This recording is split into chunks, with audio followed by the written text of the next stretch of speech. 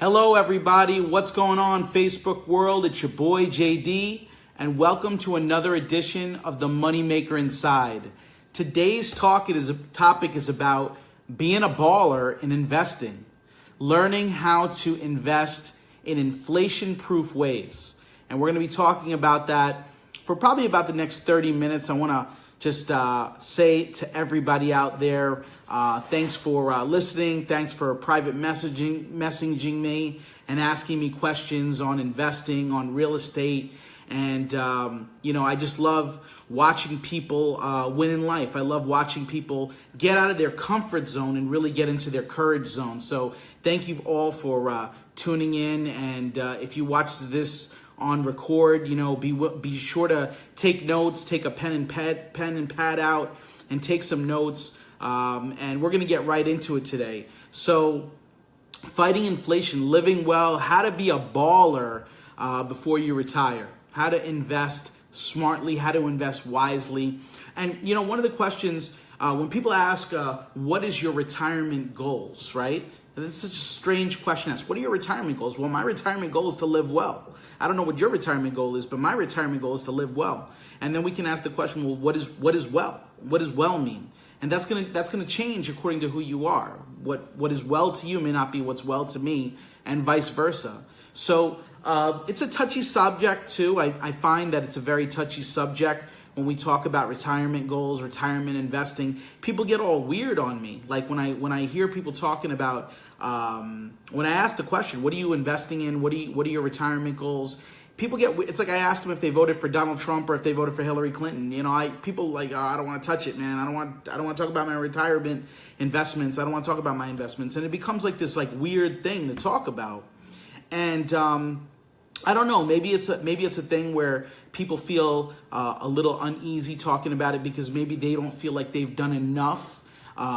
Maybe they don't feel like they've prepared well and they're embarrassed to talk about it, or they're confused about it. But it's one of those things where, there's no burying your head in the sand about it. This day will come. There will come a day for each and every one of us where we're not able to work the way that we work now. We're not able to make money necessarily the way that we make it now, at least. Maybe we'll make money in a different way. But in terms of an active income, there is going to be a time when for each and every one of us, that income is going to be thwarted or stopped altogether. And we're going to have to depend on a passive income stream, whether it's your Social Security, which I got news for you. Social Security ain't saving you. Hello? Social Security ain't saving you. So we can talk about Social Security. We can talk about the government is going to save us. A lot of people, they bury their head in the sand that the government's going to protect me, that Uncle Sam is going to protect me, that my company's going to protect me. So these are some of the things that people say, and I'm just here to say to you that there's no white horse, there's no savior, nobody's coming to save you. You have to do for yourself. You have to do for yourself and for your family, and be prudent and be wise and investing in things that make sense. A lot of the stuff is just common sense. But as I love to say, common sense isn't common. Common sense is not common. And, for all you smarty pants out there, I know a lot of you six-figure people that I get to talk to all the time, $150,000 a year income, $200,000 a year income. They have a mortgage, maybe a mortgage or two house payments, 2 car payments, maybe 2 kids about ready to go to college, and you're barely getting by. And I know so many conversations that I've had, and you know who you are. You know if you're collecting from Peter to pay Paul just to get by on your bills. Because as your income went up, your lifestyle went up. As your income went up, maybe your car payment went up. Maybe you moved to another neighborhood. So there's so many levels that people are broke at. People are broke at levels of 50,000, but people are broke at levels of 150,000. And it's really not what you make; it's what you keep. It's not what you make; it's what you keep. So one of the things that I say is, if you're making 6 figures and you think that that's something special, I'm here to tell you that making 6 figures is not enough. Making 6 figures is not enough. And at the end of the day, what it all comes down to when we talk about this word retirement, or we talk about the word investment, or we talk about the word inflation-proof investment, what we're really talking about is your purchasing power. What we're really talking about is your purchasing power. What is your purchasing power? And this is the reason why people move to Florida. You know, all these New York transplants, people that I grew up with, they sell their house in Queens for $400,000. They go down to Orlando, they buy a condo for $100,000. Hey, Tarba, what's going on, brother? This is a very typical thing. People move down south, right? And what they're essentially doing is they're building their purchasing power. They sell their house in New York, and then they retire and they move to Florida, they move to Delaware, they move to Virginia, right? They find parts of the world to move to just to increase their purchasing power and hopefully get some warm weather at the same time. For a lot of people, that may not be their first option. For a lot of people, they don't want to leave their families. Maybe they want to stay in New York, but they can't afford on their retirement savings. They can't afford to live the lifestyle that they had and actually have that lifestyle after they retire.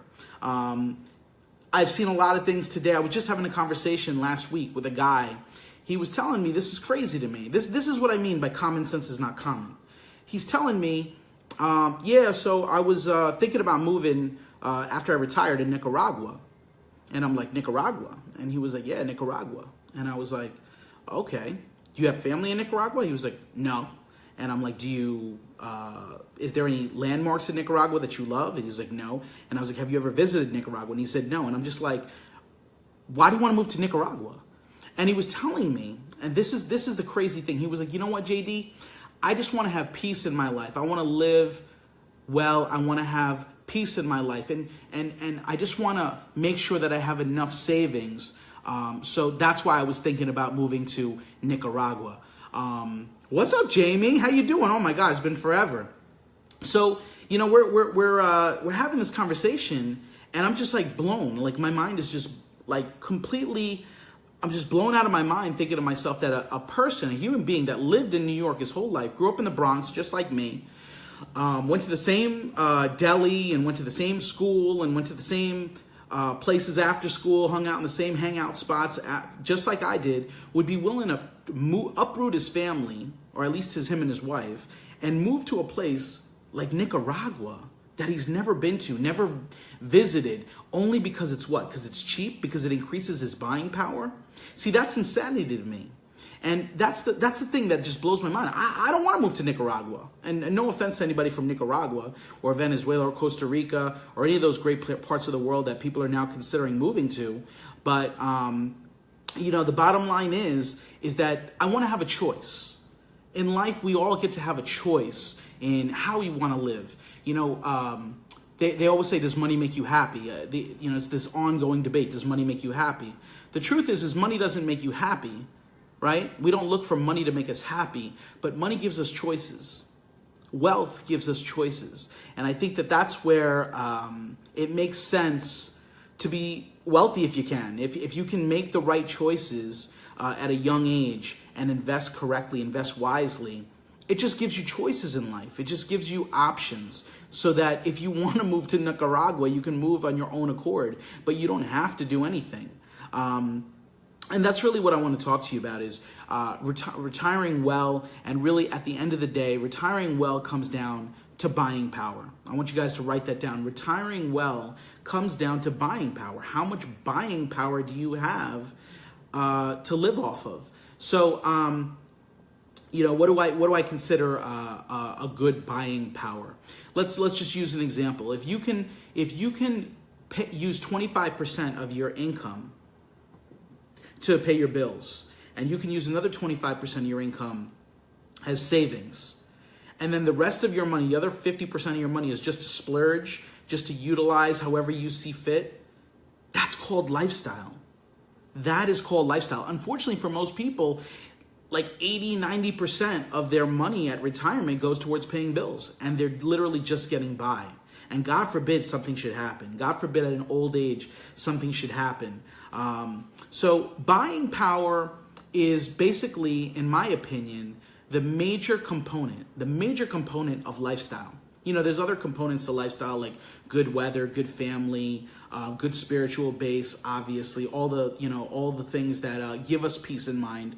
But buying power is one of those big components of having lifestyle, especially when we retire, when we don't have our income anymore. How do we live off our passive income, our retirement income, and actually still live well? Live the way that we're used to living. That means if you're used to living $150,000 a year lifestyle, can you do that when you retire? Or are you going to have to downsize your lifestyle to like a $30,000 a year lifestyle?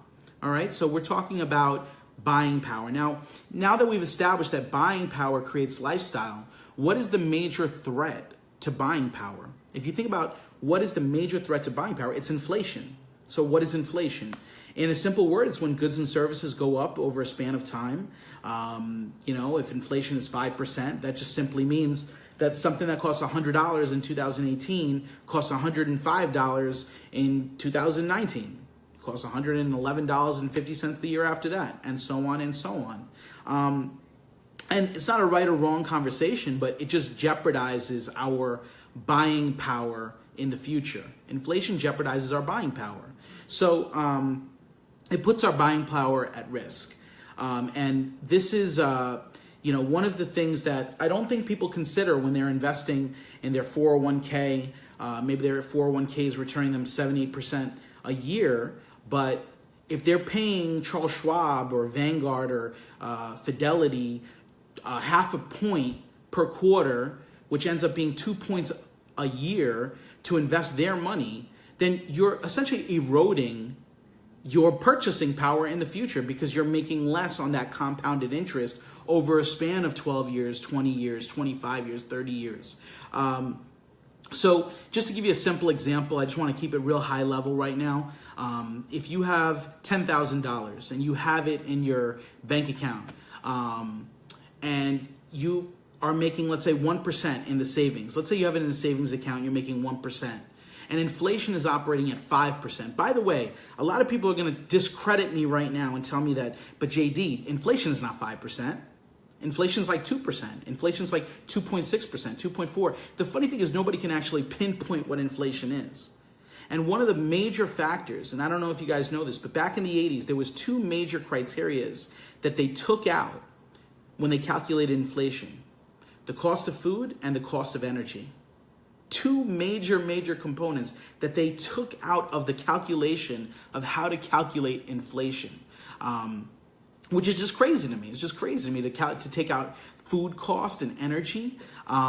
So I look at inflation as something at 5%, and I would just take a very conservative approach at this. Without a crystal ball, nobody knows exactly what your inflation rate is. There's factors that go beyond just a general number, like what part of the country you live in, which country you live in, and all of those factors are factored in. But just to be conservative, if we say that inflation is operating at 5%, let's just use the number 5%, just to be conservative, and your 401k is making you 8%, and you're paying Fidelity a half a point per quarter, so you're paying them 2% annually, what are you making? What are you making on that money? And the answer is nothing. You're basically it's just like a forced savings. And what's basically happening, and this is how I want you to think. I want you to think like the bank. The bank is is taking your money and giving you 1%, half a percent sometimes, if you have it in a checking account. They're giving you 1% or half a percent, and they're taking your money and they're investing it. And that's what I'm asking you to do, is think like the bank. What would the bank do with this $10,000? What would the bank do with my savings that I'm not willing to do for myself? So I gave you the example of the 10th. Oh, I didn't finish the example. So if the bank is giving you 1% on your $10,000, but inflation is operating at 5%, you're not really gaining 1%. You're losing 4%. You're losing 4% a year on that money that you have tied up in your savings account. So why does this matter? Why is this? What is the relevance? What is the relevance in your life? How does this factor into your life? So I'm going to give you a perfect example. So many New Yorkers, they move to Orlando It's very common when you retire, you move down south to Orlando, you buy a condo, and I'm just gonna, just for the sake of numbers, I'm just gonna do a hypothetical. Let's say a husband and wife retired in New York. They sell their home for $400,000 in New York. They buy a $100,000 condo in Orlando, and now they're living. They're living in a very small means. They can't live the same way they used to when they were both professionals, when they both lived life where both of them had an income, a paycheck coming in. Now they're depending on their retirement savings, they're depending on Social Security, and maybe they're spending $30 a day. Is it safe to say $30 a day for two people eating meals at home, not going out, just eating at home, 3 meals a day, 3 basic meals, and spending $30 a day? Let's say that that's the case. So a couple that used to live in New York now is retired, they moved to Orlando, they're spending $30 a day on food, okay? Just on food. Now, if you take an inflation calculator, and I want you guys to do this later on, I want you to Google search inflation calculator, I want you to go into an inflation calculator, put present value $30, then put inflation 5%, and put amount of years, put 20 years. So if you guys are in your mid-30s or in your mid-40s, just imagine 20 years from now, you retiring, you moving to Florida or Nicaragua or wherever you're gonna move to, right? So depending on where you live, if you just take that inflation calculator, $30, you multiply times 5% inflation over the course of 20 years, it would take you $79.50 to pay for that same 3 meals at home 20 years from now. $79.50. What costs $30 today will cost $79.50 20 years from now. 3 square meals, retired couple, eating at home, 3 meals a day.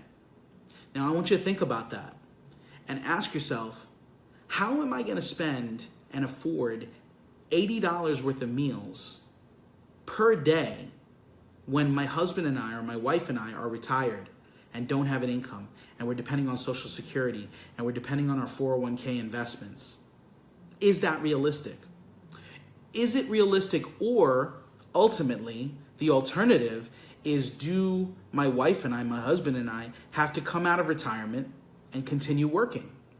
And, you know, a lot of people don't know this, but a lot of people, they end up working many, many more years past what they thought they would. Retirement benefits, for those of you that don't know, at the age of 62 versus 67, there's a 30% difference. So if you retire early, if you retire at the age of 62, you will actually get only 70% of your retirement benefits, because there's 60 months extra that they have to pay you from the age of 62 to 67 just to retire. So they're gonna make you take a 30% cut on your retirement benefits. Okay, a lot of people, again, you know, you're working, you're in your 40s, you're in your 50s, you're in your 30s, you're not thinking about this stuff. It's not relevant in your life at this point. But everyone has to prepare for this. Everyone has to plan for this. Now, I use the inflation example with the inflation calculator for food costs. Now let's talk about lifestyle. If we're talking about lifestyle, imagine you're making $100,000 a year. Husband and wife, middle-class family, living in New Jersey, living somewhere, you make $100,000 a year. How much money do you think it would cost in 20 years at 5% inflation to live that same $100,000 a year lifestyle? The answer is, if you, again, don't quote me on it, go to an inflation calculator, put $100,000 present value, put 5% interest under the interest value, put 20 years. The cost will be $265,000. Now I have a question for you. How in the world are you gonna save and live a lifestyle of $265,000 when you don't even make that money now? When you don't even make $265,000 now, to maintain a $100,000 a year lifestyle 20 years from now, how are you expected to save that? The answer is you can't. And that is why almost 99% of people are retiring and living a smaller lifestyle than when they were in the prime of their career. And this is the harsh reality of life. And unfortunately, what it's forced people to do is it's forced people to work longer than they expected to. I think one of the saddest things that I've ever seen is seeing like an old person bagging groceries, 65, 70-year-old person. And when you come and talk to them and you ask them like, how are you? They'll just tell you like, oh, I'm really happy. I'm keeping busy. And this has become like the lie that we tell ourselves, that I'm keeping busy, when in reality, it's a lie. You're not keeping busy. You want to keep busy? Go keep busy on a jet ski. Go keep busy drinking Mai Tais on the beach, whatever floats your boat. But who would want to be bagging groceries? Who would choose that at the age of 65, at the age of 68 years old? So this is why it matters to be investing in things that actually are inflation proof. Like we covered before, the benefits, if you retire early, they only give you 70% of your retirement benefits. People are working longer than ever before just to keep busy, for the excuse of keeping busy. And I want you to understand one other thing. Even if let's say you can work longer, let's say you keep yourself healthy and you can work longer, your job, your employer doesn't want to hire you, doesn't want to keep you as an employee when you're in your 60s. They'd rather hire somebody to replace you that's half your age for half the salary that you make. Hello? That's the reality of life. And you can live in denial, you can bury your head in the sand, or you can get used to the facts, the harsh realities of facts, that most of us, if we don't plan for retirement and we still need to make a supplementary income in addition to our Social Security and our retirement benefits, we're probably going to be working menial jobs, doing things like bagging groceries. And again, it's just a sad thing. It's a sad thing for your children to watch. Children feel responsible when they see that their parents aren't doing well. So it creates like a stress on the family. So whether you're planning on retiring well and investing well for you, or just to relieve the burden off your children so that they don't have to deal with it, so their spouse doesn't have to hear about it. There's so many reasons to do this. So what are we talking about here? What is the solution? We've been talking about the problem for probably about the last 20 minutes. Now, let's talk about the solution. What is an inflation-proof investment? What is something that defies the odds of inflation? And for me, there's one, we'll call it the holy grail. The holy grail of investing for me in building into an inflation-proof business is real estate. And for many reasons. If you think about the forces of nature, the forces of inflation, they correlate directly with homes, with construction of homes. So just like a gallon of milk will go up with inflation, just like food will go up with inflation, so will the cost of material, building construction material, so will the cost of labor, so will the cost of energy to power up tools to build houses, so will the cost of repair work. So ultimately, new construction, if construction cost was $200 a square foot in 2018, in the year 2028, that $200 a square foot just to build the same in new construction might be $600, $700, $800, right? So if you own a property today, if you own a rental property where you have tenants, or you have an investment property where maybe you live in the property and you rent out 2 units in a 3-family house, that is an inflation-proof investment. The cost of the home is going to go up, and the cost of rent goes up. So just like the cost of living goes up, the cost of rent goes up. So you've created a business where you have built in a component that's inflation proof. So you can charge your tenants more money. Let's say you increase the rent 2% every single year. So if in 20 years, yeah, the cost of everything went up, but so did your rental income. So did the appreciation on your house. One of the most powerful parts about real estate in terms of inflation is also about leveraging. Because if you think about it, you're only using a portion of the money to put down as the down payment. But the appreciation is on the whole thing. So just to give you an example, perfect example, bought a 5-family home for $740,000. I didn't put down $740,000. I put down 30% of that, which was about $220,000. And the home now is worth about $1 million. So just to do the simple math on that, a $220,000 investment yielded me appreciation of over $250,000 in a year and a half. Okay. Now it's not going to always work like that. That's a example of a good investment. But that's essentially the whole point, which is that you're using your down payment. Your rate of return is on the amount of money that you invested, but the appreciation is on the whole thing. So even if the value of the house goes up by 10%, your investment goes up by far more than 10% because you only invested 20%. Hello? So leveraging is a big part of why real estate is such a great investment. Another thing that's so important is borrowing, in terms of borrowing against the asset. When you buy a house, let's say you buy a home that's cash flowing, right? You have a 3-family house, it's bringing in $5,000 a month in rental income, and over a course of time, what happens is your loan starts to go down because you're paying that debt down over the span of, let's say, 10 years. Let's say your mortgage, which was, $500,000 is now $350,000. The equity on your property has gone up. So what cost you $600,000 to buy the property that you have that you once had a $500,000 loan on goes down to $350,000 on the loan, but the property has gone up to $800,000. So now your equity is the difference between $800,000 and $350,000. Not only that, but your cash flow has gone up because you have 3 tenants. Maybe they were paying you a collective of $5,000 a month, but over the span of 10 years, that $5,000 a month has gone up incrementally, where now you're getting $7,500 a month. So that's one of the things that people do in commercial deals is they borrow against the cash flow. And the beautiful thing about doing this is that it has nothing to do with your credit score. Commercial lenders, they want to make sure there's enough meat on the bones in terms of the deals, in terms of the actual deal. That's what they're lending on. They're not necessarily lending on your merit, although that helps. But really what they want to see is, let's see the deal. How is your property cash flowing? Is there equity in your property? So the beautiful thing about that is you may not have good credit, but it doesn't even matter. This is not just inflation proof. It can also be a credit, a great asset to kind of counter bad credit.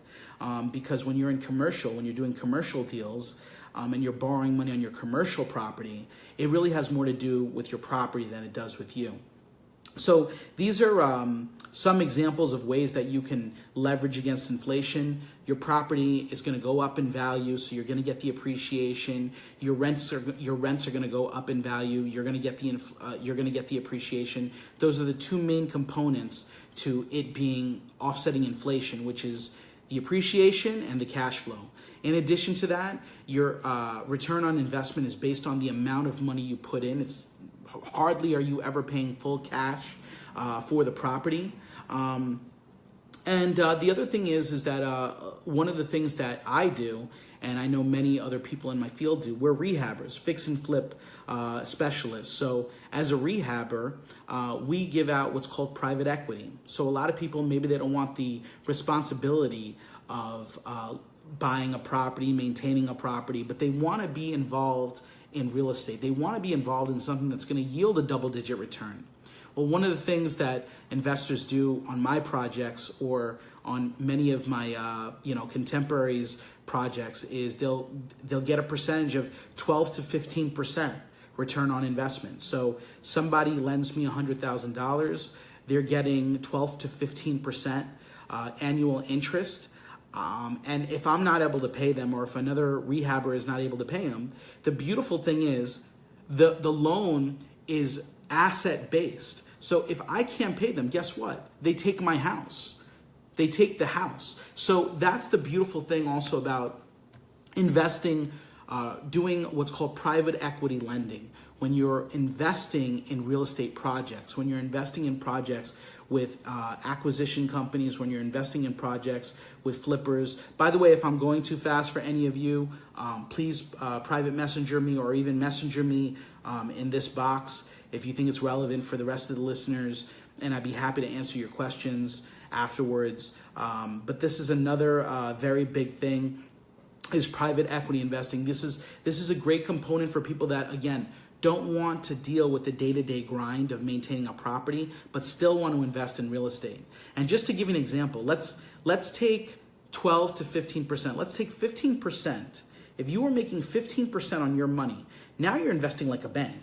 Now you're instead of like what they do, which is they give you 1%, right? That's what you get in your savings, and they take your money at that they give you 1%, and then they lend it out at 50. They borrow it, make money at 15. Now you're doing it, so you're cutting the bank out. You're becoming the bank. You're lending money to a guy like me, to an investor, to a fixer and flipper, and now you are essentially the bank making 15%. Hello? You are the bank. That's what this is all about. Thinking about what would the bank do? What would a bank do? They would lend money at 15% and then they would back that loan with a guarantee in the form of real estate. So that if I can't pay the loan back, you get the money, and you can't get your money back, you get the house, you get the equity on the property. So these are some of the ways that I know how to make money and be inflation proof. I'm sure there's many more, but to me, real estate is the holy grail. So just finally, before I finish up, just to give you an example, if you take a compounding interest calculator and you use the number 15%, so go to Google search compounding interest calculator, right? An interest bearing calculator, and you put in $100,000. And you put that $100,000 in over the span of 20 years at 15% interest, you will have $1.6 million. How's that for a retirement portfolio? $1.6 million in 20 years with $100,000 today at 15% interest. That's what's possible. That's what's possible when you stop thinking like somebody that just feels like their money is safe. I'll just put my money in something safe. I'll just keep it in the bank. And instead, you're willing to get out of your comfort zone and get into your courage zone and start thinking like the bank. Start thinking about how can I cut out the middleman and deal directly with the top investments, directly with inflation-proof investments. So I'm here to tell you the greatest days of your life lay ahead. Each and every one of you has a moneymaker inside of you. You just gotta go out there and take committed action. You gotta find the right mentors, the right coaches that can guide you. And again, you're not just doing it for yourself, you're doing it for your family, you're doing it for your loved ones, for your greatest charities, and just start taking action. For everybody, every master was once a disaster. I like to say that. Every master was once a disaster. So the things that I know now, I only know now because I was willing to take a chance, make mistakes, and learn from them. So in life, you're either going to benefit from taking risk, or you're going to gain, or if you don't benefit from gaining risk financially, you're going to become wiser for it. So you're going to either make money or you're going to learn. And I can't think of a better risk reward than that. So be willing to step out of your comfort zone. This is JD Mitra. I hope you enjoyed. Please message me down below, whether you private message me with a question or you want to ask a question that's relevant to everybody else. I'd love to answer your questions after this is over. And that's it. The greatest days of your life lay ahead. I love you, and I'll see you at the top.